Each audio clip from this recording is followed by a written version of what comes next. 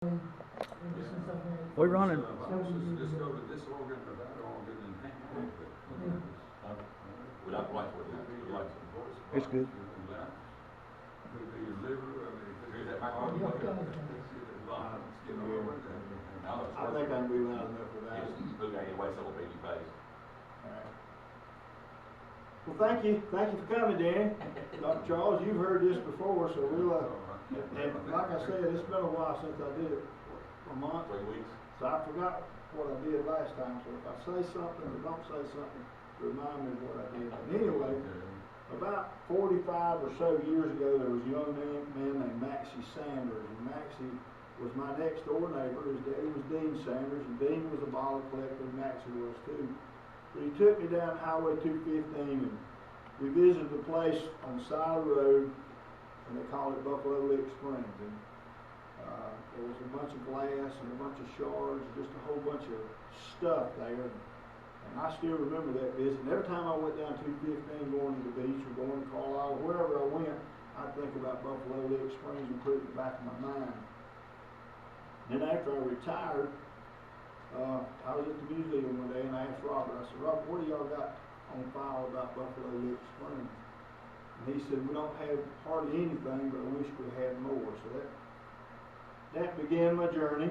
And like I said, I told the last group, and I'll tell y'all too, if I tell you something that you know, I apologize because I don't know what you know, but I knew what I didn't know. And that's the reason I started. But Buffalo Lick Springs started in about 1902. It was started by a gentleman by the name of Mr. Childs. And I think Mr. Childs wanted to replicate the Glen Springs, West Springs, and the Whitestone system. But in the late 19th century, South Carolinians sought destinations for vacations in the state. A great number sought to relax at Mineral Springs locations believed to have curative powers. The popularity led to the enterprise located in Union County with Buffalo Lick Springs. Buffalo Lick Springs was located 2 miles north of Carlisle and developed by a group of investors, all from Chester County. L.D. Childs was the entrepreneur of Buffalo Lick Springs, and in 1902, with $2,000, began development of the springs. Buffalo Lick Springs was a supplier of mineral and ginger ale water to many locations in South Carolina, North Carolina, and lower part of the state. Pepsi-Cola in Charlotte was a distributor of the Buffalo Lick Springs ginger ale and mineral water. Buffalo Lick Springs was also a train stop where the mineral water was provided to rail travelers and today's remnants of bottles can be seen by the railway. Buffalo Lick Springs also had a hotel, and it's believed the intent was to replicate, like I said, the Glen Springs, West Springs, and Whitestone resorts. L.D. Childs was a strict prohibitionist, and the reduced sale of alcohol developed a taste for many different types of drinks throughout South Carolina. And he also sent a shipment to Cuba. Buffalo Lick Springs also had its own embossed bottle that is considered a collectible today and can be still found and purchased from bottle collectors. Buffalo Lick Springs began business in 1902 and went bankrupt in 1915. And the 200 acres, bottles, and all property auctioned off from the Union County Courthouse on December the 30th, 1915. Buffalo Lick Springs was genuinely medicinal waters flow from between the two ledges, and this is where Mr. L.D. Childs is the name of this was from the Union Daily Times, April 4th, 1902. And it's telling that the capital investment of $2,000 owned by Mr. L.D. Childs of Chester, Mr. W.H. Gist of Carlisle, and Mr. W.H. Gist, that I'm finding out, is a descendant of Governor Gist, who signed, I think this was his grandson. I'll do a little bit further checking, but I think it's the grandson of Governor Gist. Mr. Gist is the manager, and he was very prominent. Mr. Gist was a prominent person in Carlisle. The plant will be in operation. I love this last line. We'll give a more full account next week. Crowded for space this week. So, but that was on April the 4th of 1902. This was one of the pieces of paper that was in the file, one of the original pieces of paper in the file, and I think this came from the News and Courier. I think we determined this was from Charleston, Yeah, that's awesome. but this was one of the originals. So we're looking at it.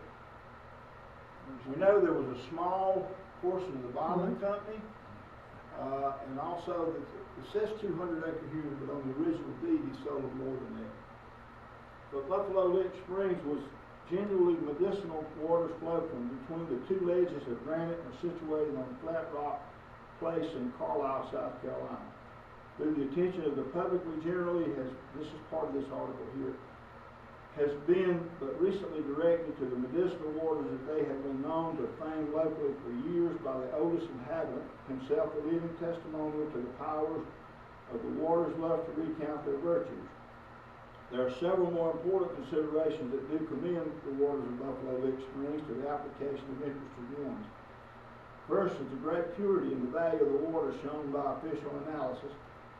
Another is the results which have been obtained using the water's results which are testified and done by those who experience and have made them grateful and competent witnesses. These are the users.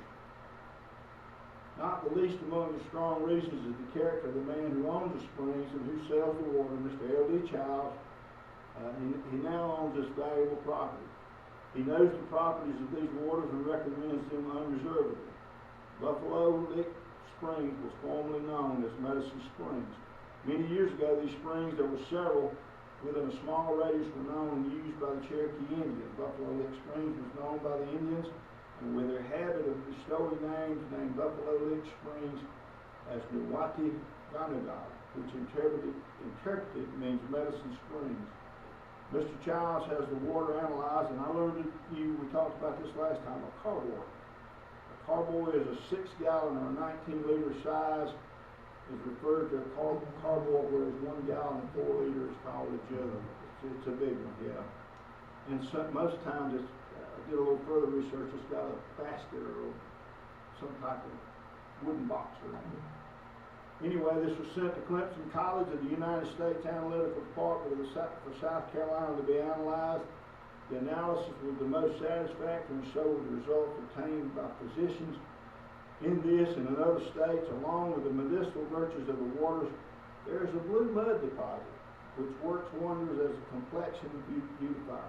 If you saw that first slide, it was a laxative and also a beautifier for your face too. So by this he means, well, Buffalo Lick Springs was claimed to be a digestive laxative, diuretic, tonic for dyspepsia, kidney troubles, and rheumatism. Its great efficacy has been repeatedly proven.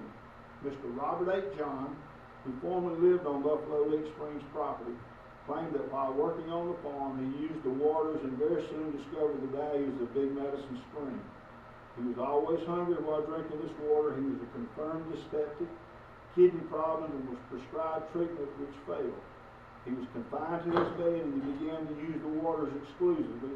The effects were apparent in 2 to 3 days. Continue its use. He was completely cured with no return of its symptoms of the former trouble.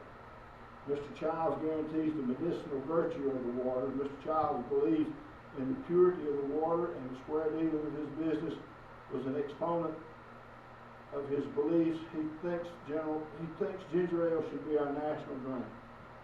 By this he means pure ginger ale made of pure sugar syrup, pure Jamaican ginger, and pure fresh Buffalo Lick Springs water. There are also ingredients used to make Buffalo Lick Springs ginger ale. Mr. Childs wishes to increase the sale of the drink to South Carolina and furnish and become the national drink of the United States. Carbonated water, distilled water, plain water, and ginger ale, all of these Buffalo Lick Springs varieties are bottled and shipped to larger territories each day. This is a little bit of a synopsis of what's in this. But keep that in mind right there. That was supposed to, this label appears on every bottle of Buffalo Lick Springs bottle, but if you see the bottles that we have now, it's not on there. They're embossed bottles. But that's pretty much it.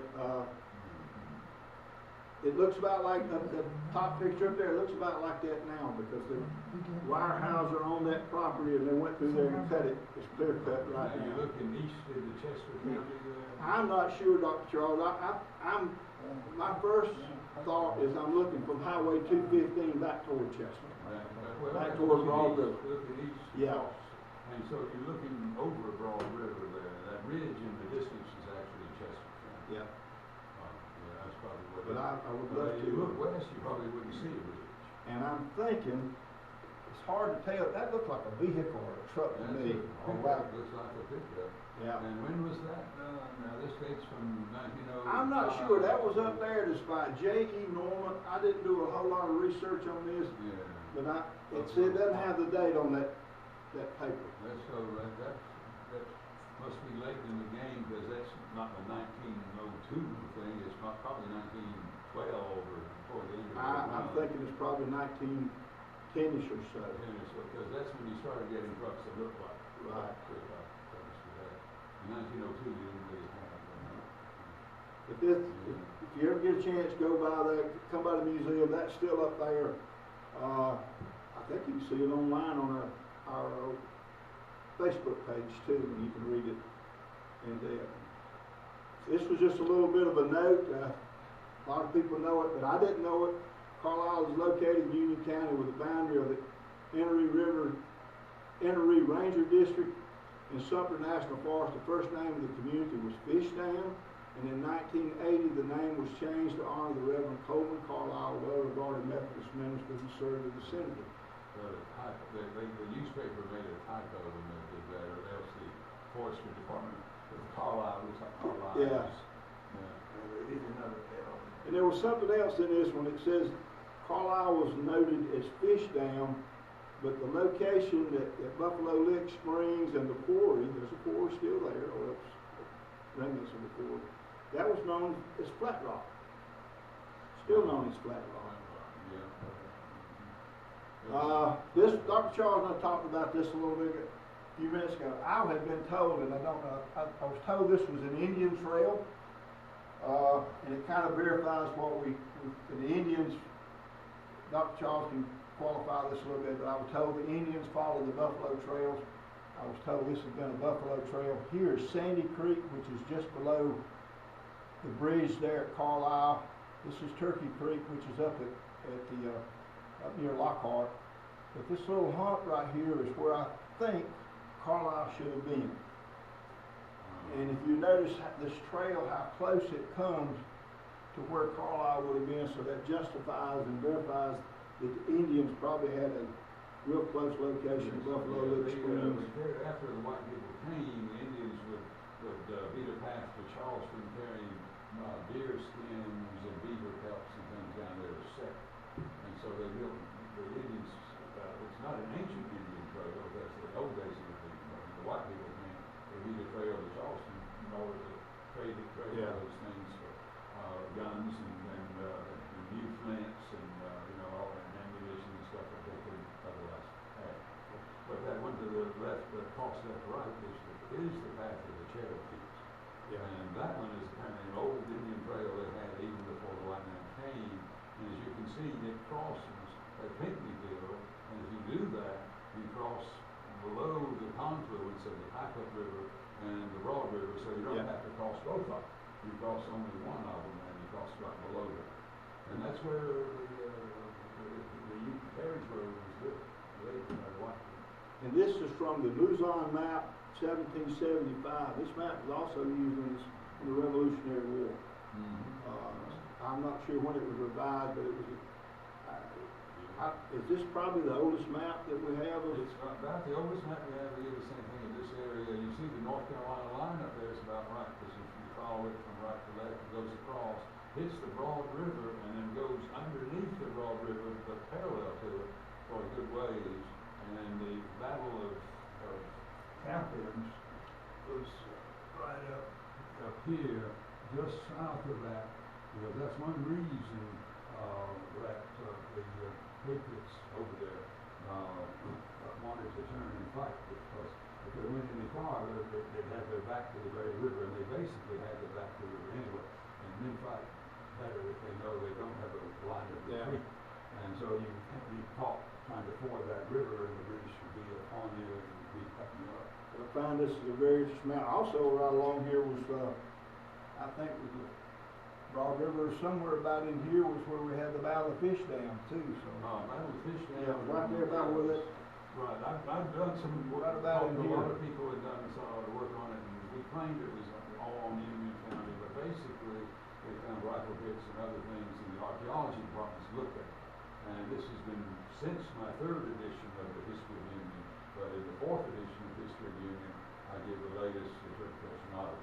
And the latest interpretation of it, according to people I have talked with and all about it, and also I went over there and met with them and toured the place, and they have actual archaeological evidence to show the battle was mainly fought in Chester County, which Chester had claimed all along. they Union shot across claimed the that river. Yes, across the river. And I think there probably some little skirmishing, a few shots got fired over into Union County, but basically the battle was over in Chester. By the way, while I'm thinking about this, and it just occurred to me, when I first started this, I didn't even know who owned Buffalo Lick Springs, and I said, the first thing I'm gonna do is go back and look at Dr. Shaw's narrative history of Union County, and there stood L.D. Childs' name, and I said, that was my beginning, but that's where we started. Lysander Doolittle Childs, he was born, it says in North Carolina, but I think he was born up around Rutherford, up somewhere that way. He died in 1952, he died in Chester, but he married a lady here from Union, Henrietta Marie Murphy Childs. She was from Union County. I don't know if she was part of the Murphys out at Cross Keys. There were some Murphys down toward Mableton, down that way. I'm not exactly sure where she was from. I hadn't checked into it, but I am related to the Murphys, so there may be some distant relative there. The west side of Union, 49 West people. Yes, sir. Yes, sir. Cross Keys, There's and all that. Yeah, A lot of Murphys out there. but if you stop and think about it, if he was in Carlisle, that's not too far a wagon ride to Cross Keys. Yeah, it can be done. Yeah. It's not all that. But she was a Murphy, and she died in 1924. And Lysander Doolittle Childs was born in January 1866 in Mitchell. I said Mitchell, North Carolina, United States. His father, Albertus Dodge Childs, was 55, and his mother, Delia Adelia Melinda Osborne, was 42. He married Henrietta Marie in 1893 in Union. They were parents of at least one son. After he lost everything he lost at Buffalo Lick Springs, he went to St. Petersburg, Pinellas, Florida, where he died in 1952, and they brought him back, and he was buried in Evergreen in Evergreen Cemetery in Chester. I'm going to blow this up a little bit. If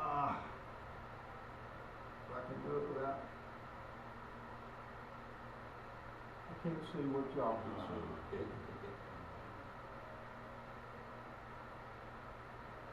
Lysander D. Childs. I don't know if you can see that better or not. This is where Mr. Lysander Doolittle Childs sold to the Buffalo Lick Springs Company all the certain boundary of property, yada, yada, yada, yada. But he sold them 472 and 46 100 acres for $3,000. And that was done in late 1902, early 1903. But he sold it and incorporated it about that time.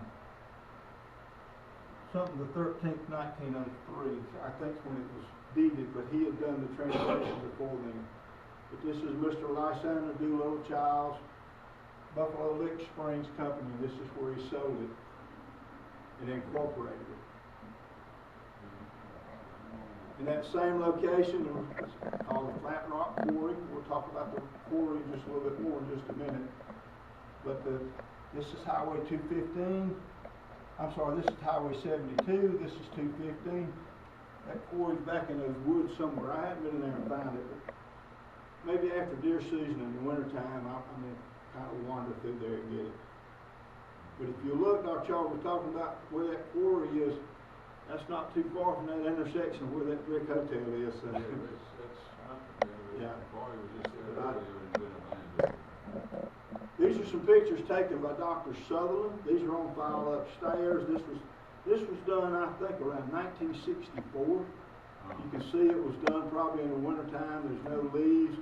But this is part of that quarry that's down there on Buffalo Lick Springs property. Yeah, you can see that's not natural. Somebody blown up those things and had been covered with Yeah. all, and all these are just the leftovers. I'm thinking J.E. Sherman did that. I think J.E. Sherman was very active in his quarry during See, that time. that's a big triangular stone there. Yeah. Somebody's been working around in there doing something. And these were Dr. Sutherland. These are not my pictures. These are Dr. Sutherland's pictures.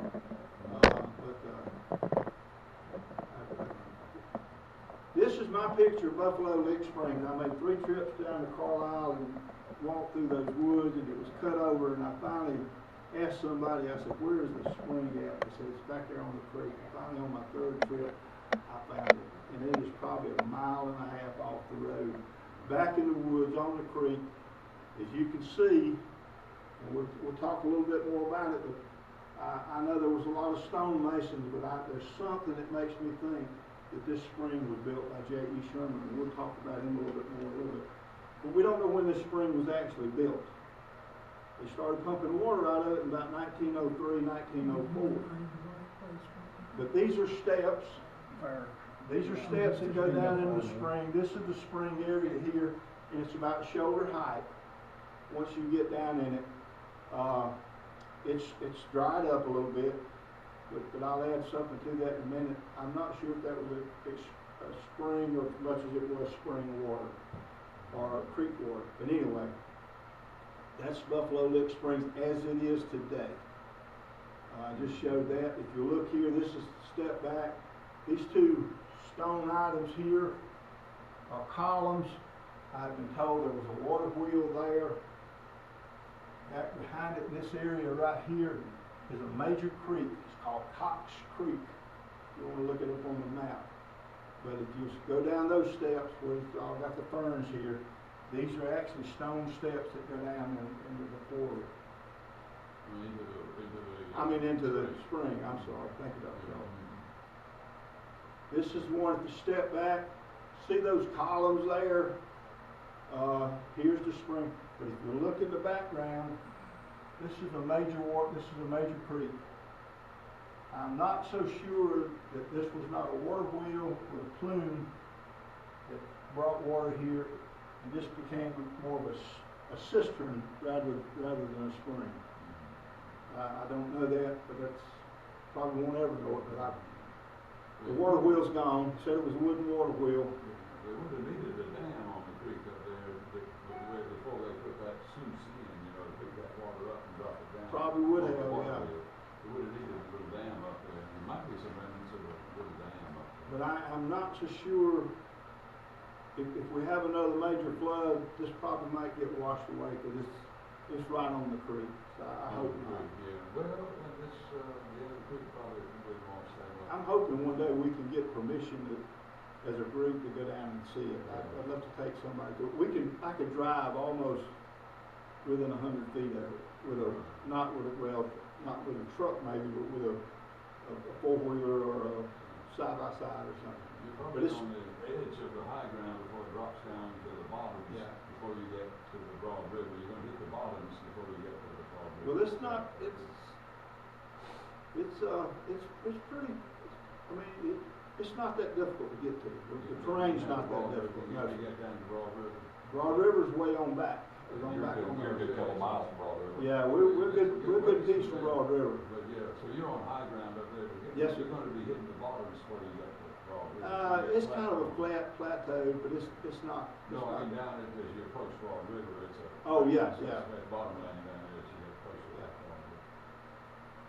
Here is the notice of hereby the books of subscription to the capital stock. This is where Mr. L.D. Child started seeking opening businesses from January of 1903. He was raising $10,000. He's selling it to a group of people from Chester. Chester had a lot of influence on Buffalo Lick Springs and what it did. He said $10,000 divided into 1,000 shares. This was his seed money, I guess, for the lack of a better word. It's, like I said, 1903. There you see Mr. L.D. Childs, and we see Mr. Gist's name again. This is in 1904. This is the following year, just about a year later. He's trying to raise more capital at from $10,000 to $16,000, and he's also at that time selling shares at $100 an acre. So he's gone to $16,000 in 1904. That's a pretty significant sum of money, I think, back in that day. I'd love to have it in my pocket today, but anyway. All the investors were from Chester, and we'll look at that in just a minute. Buffalo Lick Springs, and I mentioned the Buffalo Lick Springs, and this is the Chester Lantern in 1904. We might have stated that the capital was $16,000 divided into shares of the par value of $100 into stockholders of L.D. Childs, T.H. White, C.C. Edwards, and W.J. Simpson. And that's directly out of the book here, misspelled Simpson. D.P. Crosby, S.E. McFadden, J.H. Marion, M.S. Lewis, W.C. Bites, B.G. Murphy, and R. Scales. And R. Scales, we'll talk about him a little bit. He was the chemist at Buffalo Lick Springs. It will be noticed that all stockholders live in Chester except Mr. Scales, who was at the Springs. He was a chemist.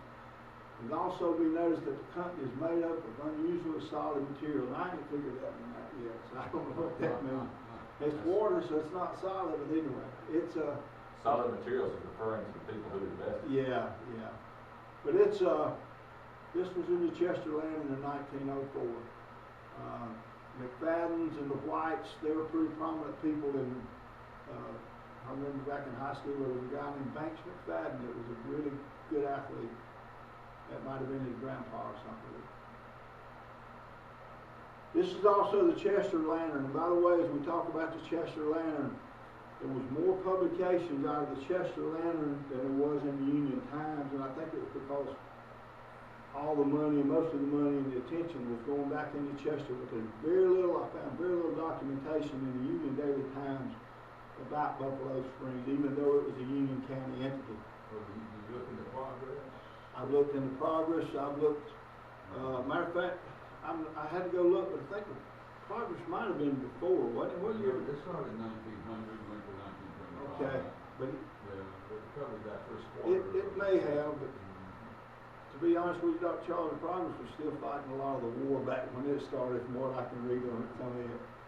The Buffalo Lick Springs now has the extract plant running at full blast. The company is manufacturing several more delicious, refreshing drinks, and it will be gratifying for our people at large to know that the plant gives evidence of a widespread and flourishing business. So this was in 1906, so we're seeing things start to happen, moving it around a little bit, and selling some product. This is my friend Robert Grady's bottle. He sent me a picture of his Buffalo Lick Springs bottle, and I brought a couple of bottles. I don't know who's going to be here if they've never seen one. I brought a couple of my bottles. I'm not a collector, but I picked one up when I find it and somebody wants to get rid of it. Good looking bottle there. Yeah, this is and I've got one just like it right here. This is my bottle. Those bottles you see right there, and like I said, Danny, you probably know this, those are called house bottles. They're not dug bottles. Those are bottles that never got in the ground. I've got a dug bottle up here, and I've got a house bottle too. So The dug ones are sort of eroded a little bit. they're dirty, and most people don't even clean them up. But this is Robert's bottle. That's a little close up. The embossed bottle, Buffalo Lick Springs, same bottle. This is my bottle, and Dr. Charles, I'm not charging anybody to advertise your book over there on the right. To do that. That's Dr. Charles' book on the right, and On the left. well, your left, yeah, my right. But that's Dr. Charles, and there's the old narrative history of Union County on the right. And times change with those two books, I can tell you that right now. This is about, I'm going to say around a 6 or 7 ounce bottle. It's a very small bottle. This was on the web. I don't have one. I wish I had one. I know some people that are looking for some of these bottles, but they're very kind of rare, I think. And according to what you want to pay for it when you find it. That was from the web. Bud Mabry sent me that. I got a bottle like this up here. Beverage made from the celebrated Buffalo Lick Springs bottle. That's probably, what would you say, 12, 16-ounce bottle there. About 16. Yep, 16-ounce bottle. But that was a Roll pint. by the way, just FYI, this is not Buffalo Lick Springs water, but it's water out of the creek behind Buffalo Lick Springs. Well, that water used to actually do something for people. You know, they had these springs all over the place. We had Chip Springs over by Taylor's and Greenville, and we had West Springs, and then we had Glen Springs, which was a real big place. And people would really come from a good ways away to go and drink the water and bathe in the water. Yeah. And I read this article that said that, well, what they actually had was a low level of radiation in the water. And this is one of the reasons that a little radiation is actually good for you and peps you up. Now, a lot of radiation will give you cancer or kill you or something like that, like Hiroshima or Nagasaki or something. But a little radiation is actually good for you. Okay. And anyway, the point of it is that nobody could figure it out for the longest time why you could take Glen Springs water or West Springs water and bottle it up and carry it off to sell it. But it didn't give people the kick out of the bottle that they got if they went to the plant. And if they actually went up there and got it out of the source. Now what's the difference? Well, the thing is, the radiation would evaporate out. Evaporation, after a while, it just radiated itself out. And so the radiation in the water just dissipated through the glass. I mean, it was little. And just like drinking regular water, it didn't do that much for it. You'd have to have lead bottles. This is what they theorize it is. Of course, we don't really have, I guess, genuine bottled, water coming out of these springs anymore. You go up there, you can't find water coming out of Glen Springs. I mean, I guess you dug around enough in Glen Springs, you might get some water somewhere. But I'm thinking, though, the first thing they says on Buffalo Lick Springs, it was a laxative. I'm thinking the Giardia in the water probably Well, caused you that. never know. It could be Giardia that do that, yeah. Because they didn't put chlorine in it, that's for sure. No. This is another one of those, it's an amber bottle. It's about the same size as that bottle that I've got there. But I've got one of those. I didn't bring it, but it's not that common. I mean, it's not that uncommon. This is the one that's most uncommon. Remember a while ago we showed that label that said this label is on every bottle of Buffalo Lick Springs. This was a plain bottle. This is a bottle that Chris Prince has in his museum at Whitmire. And that's that label. That's that label. It's a ginger ale, and it's got on the bottom here, I don't know if you can see it, but Buffalo Lick Springs ginger ale. Wow. And it was bottled by the Pepsi-Cola company in Charlotte. They weren't making blown bottles anymore. All those are manufactured bottles with a seed down, right? But these bottles are all. I think that my thinking was it was easier for them to start the business with printed material and place that on a bottle, but it was more time consuming until they got the embossed bottles in when they started in 1906 when they got the $16,000 little cows. Okay, so they improved their product. Yes, sir.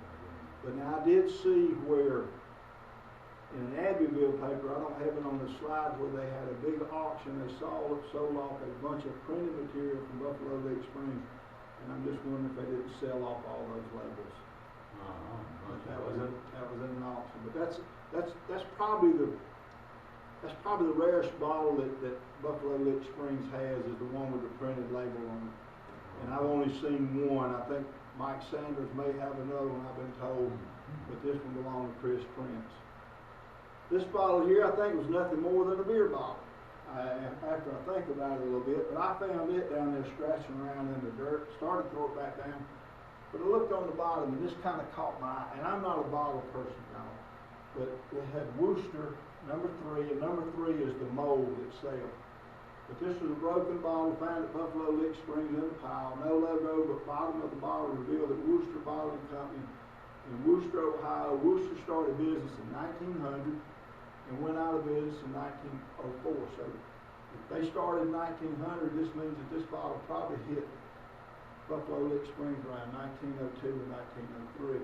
They went out of business in 1904, so I got about a 3 or 4 year window that this bottle was on the ground down there.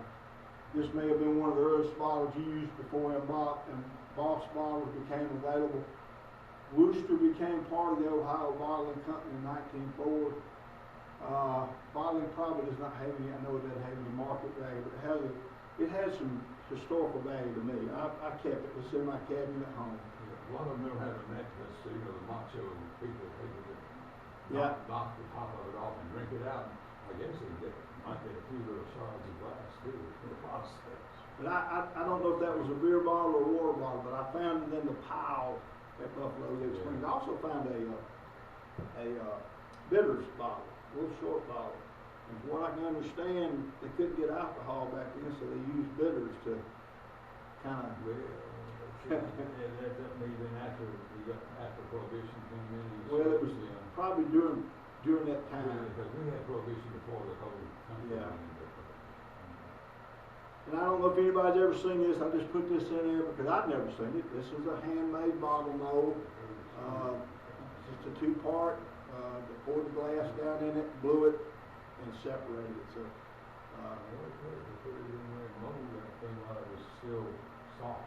and I told Dr. Charles a while ago, I got the picture a while ago, and the reason I did that is so people would see how bottles would mold. I got a picture later on of Jews Heart Springs. I had to put a picture of Jews Heart Springs in my presentation, or Jews Heart, because I had a young person that asked me, what's a Jews Heart? So I put one in there to identify. We'll talk about that later. But they had a little bit of excitement. March 13th, 1907, Mr. Reading, who was the accountant for Buffalo Lick Springs, decided he wanted to write himself a few checks. The rest was made last night, but is not generally made known until this morning. The stamp had been affixed with a rubber stamp bearing a facsimile of Mr. Childs' signature. Mr. Childs saw something yesterday evening which aroused his suspicion, and after Mr. Reading left, he made an examination of the council checks and soon found a number of them amounting to $500 to $600, which did not bear his true signature. He then called Chief Taylor, and Mr. Reading was arrested. Bottom line, if you do a little bit more research in it, he got $2,000 to $3,000 over a period of time that he was there. Mr. Reading was from Valparaiso, Indiana, and he was been here 2 to 3 years. He was well liked and had the confidence of his citizens. This kind of went statewide. This is another article here. This is in the Sumter paper, I think. Mr. Reading came from Ohio and managed the Buffalo Lick Springs near Chester. He has confessed to the forgeries. I don't have it in there, but there's another slide where somebody from Chester went his bond, and it says they put him on a train headed north to never be seen again and hope he would amend his ways. That was Mr. Reading. There's another article. This is a similar article. This is just telling about Mr. Reading who stole the money, and that was from the Chester Lantern. Here's one that Dr. Charles, I showed you guys this the other day, and this is a slide that I put in here, and I'm still looking for it. Buffalo Lick Springs, Carlisle, brick, costing, I think it says $6,000, it's $5,000 or $6,000. So now my curiosity is raised because I've looked around down there. I haven't seen a brick pile. I'm still wondering where that hotel's at. And maybe after deer season and the deer hunters leave, I'm going to go down there and trounce around. I'm looking for a brick pile now. I think I know where the warehouse is. What year would this be, Jerry? Pardon me? What year? 1905. Okay. And the reason I didn't have that, I had to do a little backward research on this, but it says up here, I had to check when the Carnegie Library was completed in Union. This is a Union Times article, and it said it was completed in 1905, so I'm saying that's about that time. Just FYI to you, on June the 26th, Sunday school rooms built at Second Baptist Church. You know where Second Baptist Church is? West Side Baptist Church. West Side. West Side Baptist Church, that's West Side Baptist Church, but that's 1905, I don't have the exact date, because I found it the other day and I was kinda excited, I forgot to correct the rest So of it. that So would by be the the- next line in there was a fire that destroyed the people's supply company in January. Yeah, yeah, this was a Union County, and what we think this is similar to a building permit that we have today. You know, if you go to build something, you gotta get a building permit, they have to publish it. And I think this is similar to what that was. Well, Charles, that was in the wooden school at West End. Huh, Charles? Not Charles, What about the women's school? it's over on Fike Avenue, Rob. It was on Fike Avenue, Yeah, this yeah, big, west side, yeah. I'm not sure when it was built. It's a black church today, some black people bought it when the west side people went out on 176 and built that. It's not Covenant, but it's not Covenant, it's another, what is the one they built up on the right as you go up 176? I couldn't tell you, Rob. Yeah, it's the new, one of the newer Baptist churches, and that's the congregation that was left there. New Life. What's that? You know, No, it's not New Life. Well, I'm sorry, what is it? That's on Meansville Road. where did New Life. the people from West Side, when they went up on 176 and built a new church, where they changed it? West Side split, half of them, Right. most of them went to New Life. That was probably the old folks that went up on the hill up there. Yeah. My mother still does it there, she's 93 years old, but Uh-huh. I'm not getting into the church stuff, but I mean, it's built there, there's nothing around it. Yeah. And it's really slow, like the rest of the churches in Union, it's slowly dying. One of the things I thought about doing though, is I may do some backward research, I may go to the courthouse and see if they can tell me, find out when the Carlisle Hotel was built and who owned it. And do some backward planning from there, and it may determine whether the Buffalo Lick Springs and the Carlisle Hotel is one and the same or not. I don't think they. I don't think they are either, but I don't wanna assume anything. Carlisle Hotels, that's one of the round corners. Yeah. Big building with the round corner. But I found that interesting, but $6,000, they bought some brick. I haven't found any pile of brick down there, but I gotta go look some more now, know what I'm looking for. There was this is more verification. This is the second document that was upstairs, that we had on Buffalo Lick Springs. This was 2 of 2. And, it tells that I couldn't stand it. I had to go back and look for the August 15th, 1913 edition of Union Daily Times. And it wasn't hardly visible, so I had to type it out. And it says the dance of Carlisle, one of the most delightful dances held in Carlisle was that of last night at Buffalo Lick Springs, given by the young men, complimentary to the home ladies and their visitors. The music was furnished by the Barnett's Orchestra. One of the features of the occasion, these dances were Miss Minnie Fleming and W.B. Wright, Miss Lizzie Deaver and Dogan Arthur. Mr. Deaver, I think, was one of the 2 banks in Carlisle. Miss Deaver, I think, might have been the daughter of one of the bank owners or bank presidents. Dogan Arthur, Mary Bate, Louis Perrin, Tilly Deaver, William Jeter, Mary Ruth Thomas. Some of the Thomases still live in Carlisle. Stuart Smith, Aline Deaver, Roy Jeter, Miss Louise Bates, William McClure of Union, Miss Sarah Thomas, and Gillum Jeter. I've heard of Gillum Jeter. Miss Mary Fleming and Mr. Ray of Rock Hill. Miss Ray. Ray, okay. Miss Louise Bass and James Deaver, Miss Ann Adele Hamilton and Harry Fawcett, Miss Dale Jeter and George Thomas, Joe Dupree and James Jeter, Miss Kathleen Jeter, Wallace Ratchford, Miss Whitlock of Santuck, Paul Gilmore, Miss Maddie Gregory of Santuck, and Russell Jeter, and that's the way it was spelled in the newspaper, and Mr. and Mrs. William Wallace. That's the William Wallace that owns the Wallace House, is it, or is it not? Well, Mr. and Mrs. William Wallace. Yeah, well, they would have been senior citizens by that time, but they could still have been there. I don't know when William Wallace died. I'd have to do some research on that, but I saw that, and the first thing I thought about was William Wallace and the Wallace House. He would have been very distinguished. Yeah, oh yeah. These were the cream of the cream here. Yeah, these people were well-known people. The Stags were Harry Tish Morris, Herndon Andrews, Elmore Suber, figure he's a Whitmire guy.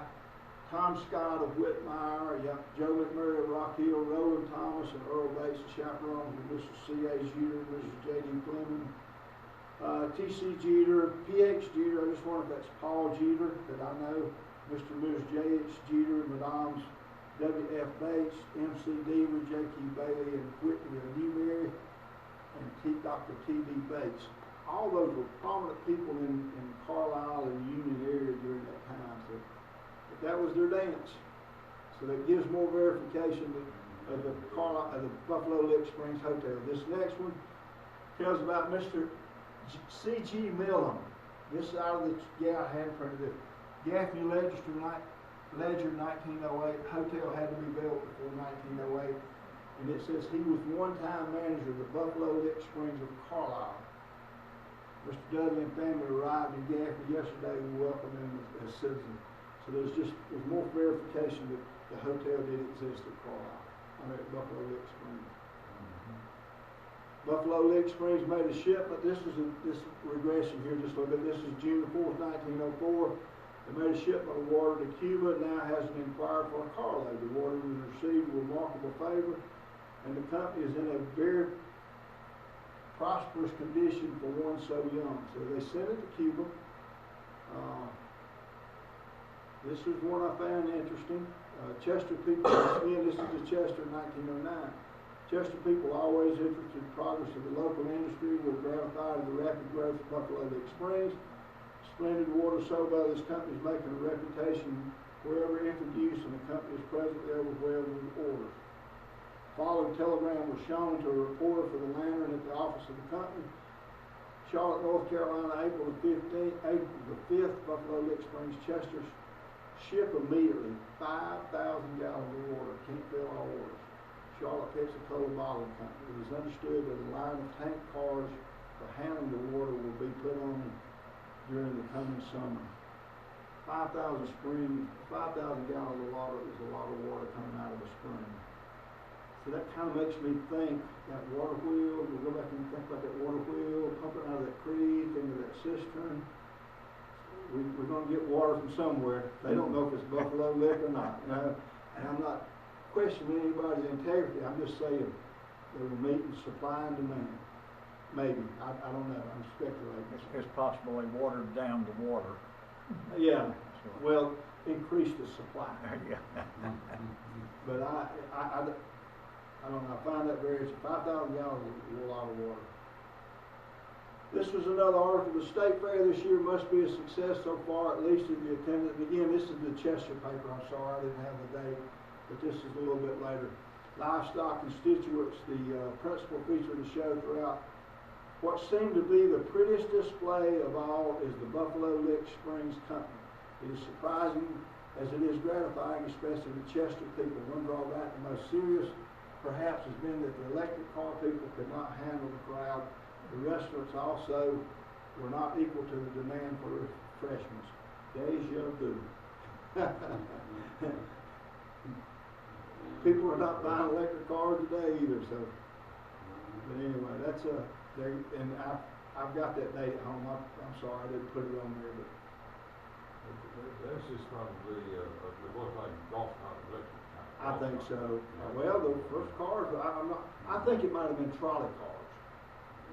Well, trolley cars have to run on tracks, and I don't know that they. I don't know that they had. Just had a path out there. Yeah. And then ran these electric over the road cars on there, but they were slow and then underpowered, but they very out there. You weren't in a big hurry. You only had to go a mile and a half. You didn't need to go 6 miles. I think probably they, like you said, they probably had a lot of electric cars, but they didn't anticipate the load. You put a load on an electric car and it brings it out. Well, in those days, today we got powerful electric cars, but in those days they weren't all that powerful. That was the problem.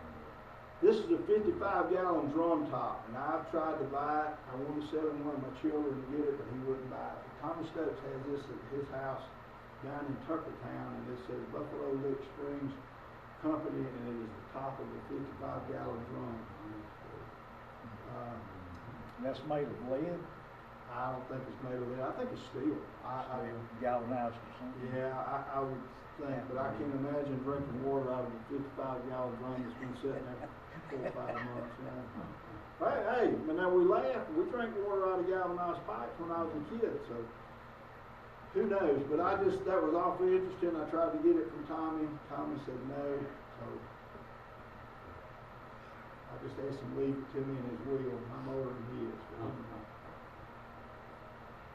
But this is also another Buffalo Lick Hotel. This is Dr. I.A. Cram. This was in the Union Times. He's going to be on December the 3rd and 4th at Buffalo Lick Hotel. They didn't call him an optometrist, they called him an eyesight specialist. And I looked it up, and he was from Newberry. Doing a little bit of research on him. No charge for examination. I don't know what he was going to make money off of that. So. Selling glasses. Selling you glasses. But anyway, there's some more verification of the hotel. This is out of the Batesburg. I forgot to mention, I think what Mr. Child was trying to do was market, because I could not find any marketing above Union County into the upper part of the state. I think his marketing strategy was toward the middle part of the state, the Chester, back and through there. And as we'll look at these advertisements, we'll see that they were all in the middle part of the state, or even in the lower part of the state. I don't think he wanted to go head-to-head with Glen Springs or West Spring and those guys. I think what he wanted to do was his own thing. This is Batesburg, Leesville. We'll sell you a bottle of Buffalo Lick Springs ginger ale for a nickel. This is in Somerton. There's two ads, but this tells everything they had in the Somerton paper. There's another one of the Somerton. This is the Sumter paper. Buffalo Lick Springs ginger ale will relieve indigestion, restore appetite, and gingers up the system. Remember, it's pure. Yep. I questioned that, but go ahead. This is one I found. I think this was in the Chester paper, but it mentions Carlisle, South Carolina. And it says, with one exception, Buffalo Lick Springs got manganese oxide in it, whatever that is. I'm not a chemist, but it was noted for that. And it never failed to relieve indigestion, dyspepsia, or constipation. There's that Giardia again. But this was Buffalo Lick Springs in Carlisle. This was in Manning. It was not a real good picture, but Buffalo Lick Springs ginger ale, raspberry syrup, cherry syrup, grape syrup. This was in the Manning grocery. This was in the Winsboro paper. This is the Glen Springs water, Glen Springs ginger ale, Buffalo Lick Springs. But you would have thought, what was the place over in Winsboro? They had a water place over there. I got a bottle at home. I just went brain dead. They made Shivers. Shivers. Shivers. You would have thought that they would have pushed Shivers more than they would Buffalo Lick Springs. But yeah. And he may have, that was maybe buying ads to compete with Shivers. I don't know. This is my favorite one. This says, reader, you may have been seeing the notice of the opportune time tonic intestinal or do you suffer from gastric or tonic intestinal disorders, uric acid diatarsis, cystitis, enlarged prostate, vesicule, catarrh, debility, renal calculi, or is your blood impoverished? If so, Buffalo Lick Spring water is invaluable to you. Descriptive booklet mailed upon request. Buffalo Lick Springs, Chester, South Carolina. And it's also got that blue mud in it if you want to put it on your face. Cystitis. Hey. And there's a little information. Large prostate. That's a cough. Renal calculi, kidney stones. Yeah. Yeah, a lot of people have kidney stones too, but I don't know if that would resolve them or not. Maybe it would. Flush them out, maybe, if nothing else. Flush them out. But I guess clinically, I'm questioning, is that marketing, salesmanship, Or or, it would be good for what Ale did, Yeah. just whatever you I have. don't know. It's very patent medicine style. Well, maybe- Very patent medicine style Yeah. advertising. It's a Good snake for oil whatever you kind got, of thing. some of this will help you. and you know, they'll even tell you today, water's good for you. Well, water. Drink more water. Drink more water. So I don't know, that's, anyway, But they did a lot of that in the first couple of centuries, and as you got further into the century, they all disappeared. Yeah. Nobody went to it anymore. well, that was probably during times you wasn't gonna drink liquor, you had to drink water, but there wasn't a lot of Coca-Cola involved. Well, that's the thing that's nice. This is the Adams Grain and Provision Company in Charlotte, and this is the Charlotte PepsiCo bottling company, and this also says in a very, very tiny part down here, also distributing agents for the famous Buffalo Lick Springs and Buffalo Lick Springs water, either carbonated or plain, so we've got a big market in Charlotte up that way, Charlotte's not that far from Chester. So they put carbonation into it if you needed it, right at the plant. Yes. They carbonate some. Put some gas in it. Put some. I'm thinking this is the starting of the beginning of the end. Mr. R. Childs, who has been serving as chemist for the Buffalo Lick Springs for several years, has resigned. This is around 1913, and will be moving to Greenville for the 1st of September to go into business for himself. Mr. Scales' business in Greenville will be along the same line that he has followed for many years. So he's vacating the business. He's leaving Carlisle and headed back to Greenville. And here we are in 1915, December the 4th. All parties holding claims against Buffalo Lick Springs Company are hereby required to present the same properly proven by payment to the undersigned in Chester. They're going out of business. They're going to be sold off at the courthouse steps. Yeah, you know when they started and you know when they stopped. Yes, sir. How long? This was in the Union Times in November 16th, 1915. I had to type it out. I had to take a magnifying glass to get it. I want you to notice something here. It says, talking about the bottles and the steel barrels and the shipment of mineral water. One gasoline engine. You had a water wheel in there. What could you turn that water wheel with?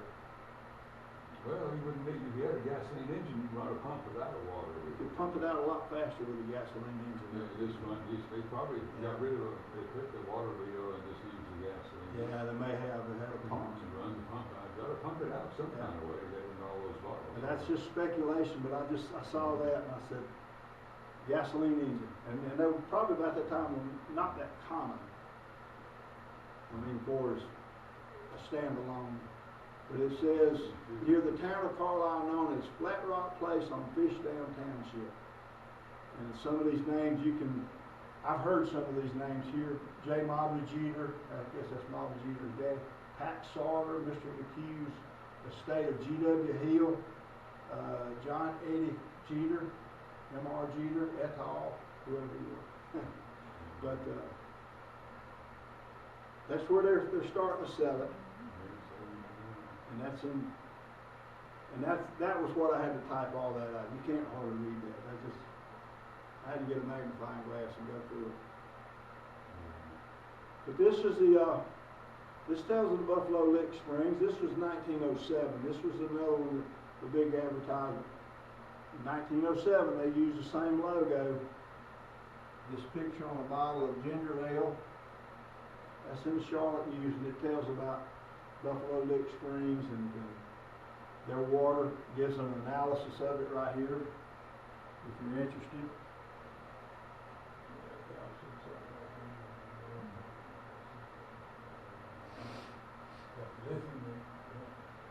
Lithium is always found in use.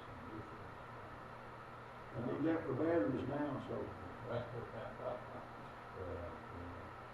Maybe that's your blue flag. Maybe that's your blue flag. Yeah. Does it have a lithium content? That would be, that's a mood enhancer. Yeah, see, that lithium sulfate maybe or something? No nitrogen, That would be the Isn't secret. Isn't there Olympia Springs somewhere around here? But that was, that's in 1907, so Not necessarily Union County, but Lake Springs, I think. this is probably the most rarest bottle in the collection. This is a, can you see that, Danny? The Buffalo Lick Springs Ginger Ale, bottled and distributed by the Charlotte Pepsi-Cola Bottle Company, Bottling Company, Charlotte, North Carolina. That's probably the rarest bottle. What year would that be, Jerry? What year? I don't know. I'm not sure. Well, you saw that in 1907, so I'm gonna say it's around 1907 up. I don't own that bottle. Chris Prince was gracious enough to let me come here. You ever been to his museum? No. You need to go to Chris Prince's museum if you want to see bottles. He's got every Buffalo Lick Spring bottle available. But that's, to me, I think that's probably, other than the label one, that's probably going to be the second rarest bottle that you'll find in Buffalo Lick Spring. And I'm not a bottle collector. This is all the bottles they have. These are the small, and I would say they're kind of like 6-ounce Coke bottles. These bottles to here, these are the bottles that we have. These are large bottles, very expensive. Here's the most common bottle. These two right here. Amber bottle, I've got that one, and a couple.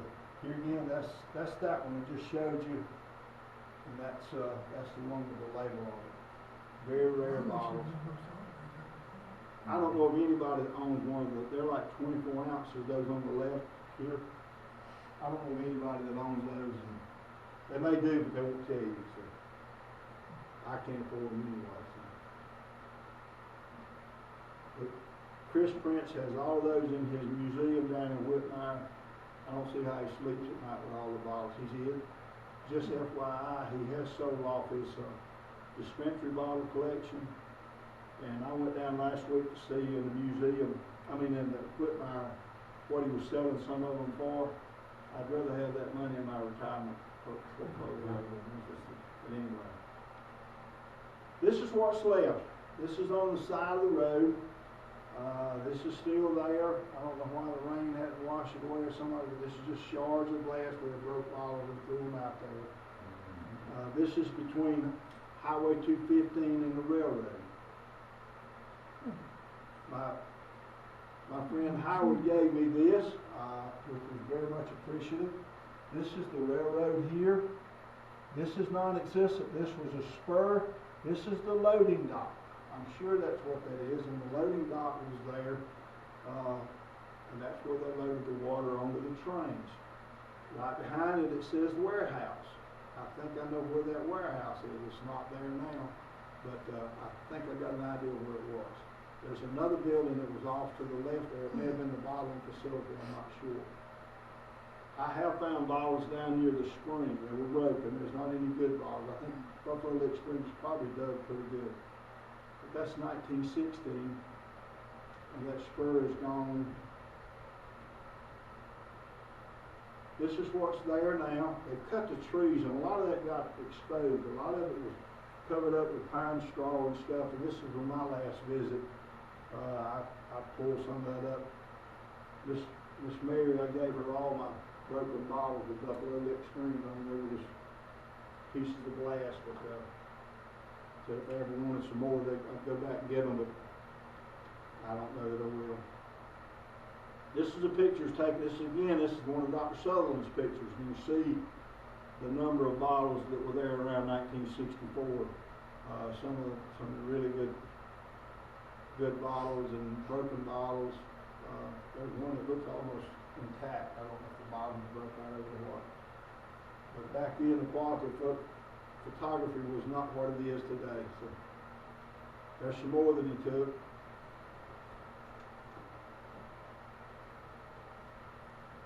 This was a picture of the Buffalo Lick Springs that he made. This was his picture back then. And looks a little bit different. I don't know what angle he's shooting at.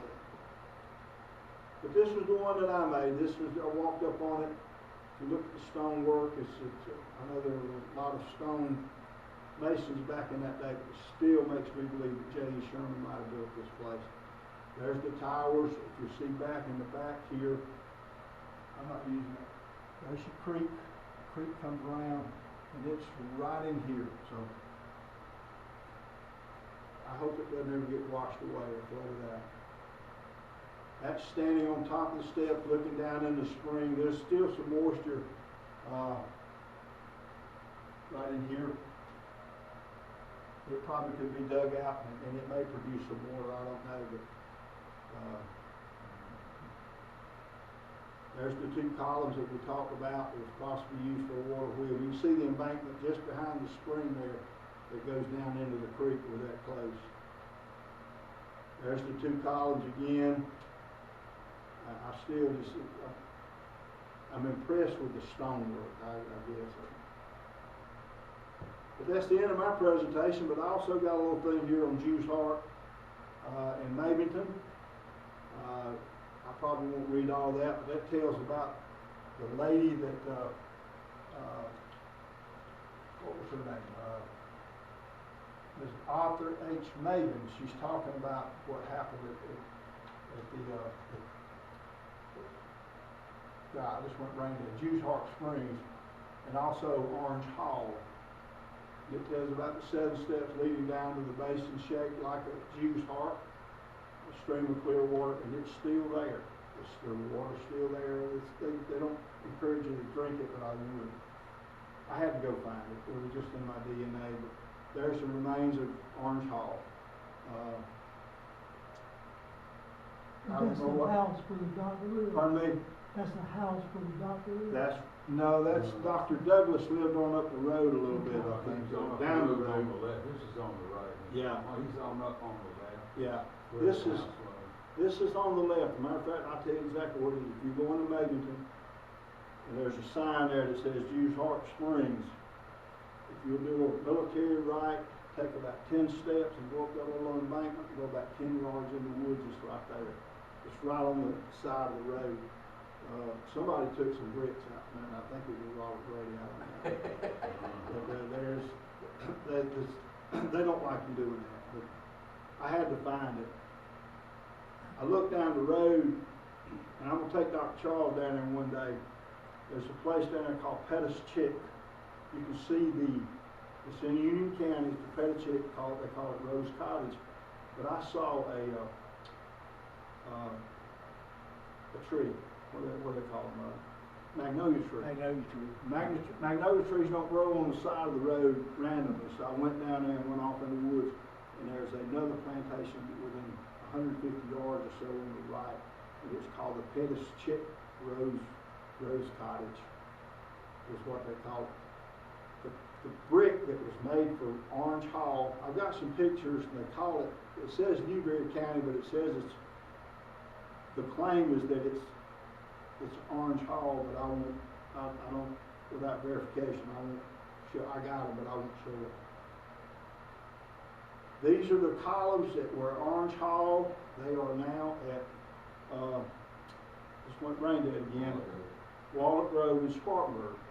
They were shipped from Orange Hall to Spartanburg, and then from Spartanburg they were shipped over to Walnut Grove, and I had to go find them.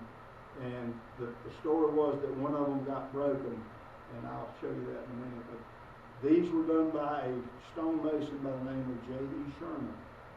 J.E. Sherman did Jews Heart Springs. He also did one at Carlisle called Hillside. He did that spring down there. And I'm thinking, I can't bet my life on it, but I'm thinking he did Buffalo Lick too. But you can see the stonemason here. He's done the oranges into the columns. I drove my wife up there on a special trip to take a picture of those. But there again, that's the stonemason. It's done by J.E. Sherman. And on my way out, I couldn't resist it. There's the broken one. That's where it's repaired. I had to get closer, but that's some of the stonework there. That's Orange Hall, the oranges. So up at Walnut Grove, they just wanted some park, Yes, sir. those Yeah. taken care of, Well, a couple of county parking that had. And you know what, I'm glad they did, I'm glad they took them, I'm glad they put, because if they'd have been down if they had stayed at Mabington or down in Tuckertown, they'd have been just like, Yeah. And People so, did. somebody would have put them around they'd their have house. knocked them over, see where that was still broken right there. Yeah, that was that. People would have knocked them And down. I had, as going out, I had to take a picture of it. It's funny, they got them turned around out loud instead of backwards. Well, I think it's for the individuals leaving I've noticed that, but that's also that same way at Hillside Plantation. Oh, really? Yep, the ornamental part is facing the house. I guess they paid for it, I guess they want them Now to look see at it. it, yeah. But this is Jews Heart Springs, and these are the 7 steps that we mentioned a while ago, going down into Jews Heart. As you can see, it's still got water in it, and it's got a little flows off. I love that stonework, though. I just, and that's the National Forest keeps it up a little bit, but they don't do much with it. But there's a picture of it standing at the top of the steps. There's a crossing looking back into the spring itself. Like I said, it's still got water. Off on the left side here's a little place. I guess if it gets too much water, it's a runoff drain.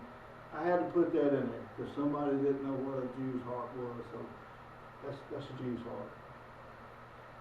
I feel like I'm insulting y'all's intelligence, but if you're talking to a 16-year-old, they don't know what a Jew's Heart is. But there's the stonework again. And we're just taking it back. It's just great stonework. And the stones are always dry shaft down there. Say again, sir? The stones are always dry shaft down there. Well, I'm thinking too. Now I don't know if there's a lot of rock down there, but some of that rock may have come from up at the quarry. So logistically, it's a pretty good haul with a horse and wagon or wherever you got to take it down. This was impressive here. This is a ledge, and it's about this thick. And it's probably this long.